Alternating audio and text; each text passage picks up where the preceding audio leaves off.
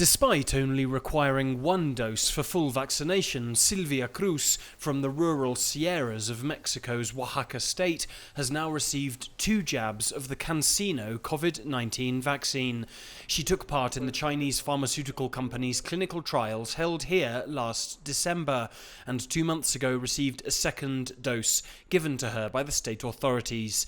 She's nevertheless still taking precautions.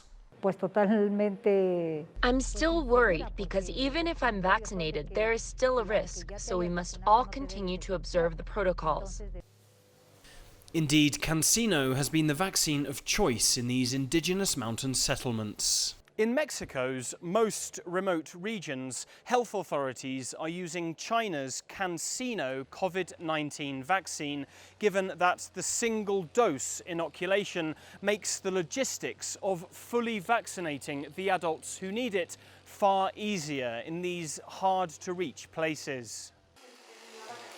Dr. Eric Lopez is the only doctor in Guelatao de Juarez, attending to a community where the virus is present, and he credits the CanSino jab with keeping locals out of hospitals.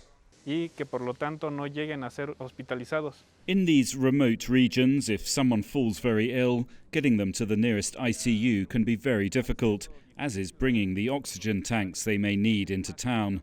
The vaccines have been a great benefit because they've stopped people from transmitting the disease and have reduced the symptoms to a level at which they can be treated from home. 90% of over 50s in this mountainous region are now vaccinated, yet the town remains closed to outsiders.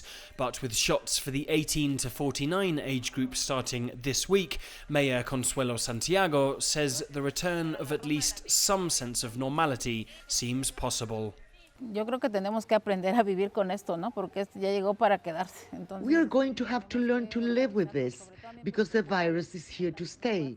Things won't be like they were before, but we have to work to make things better, above all for the children. Alasdair, Baverstock, CGTN, Oaxaca State, Mexico.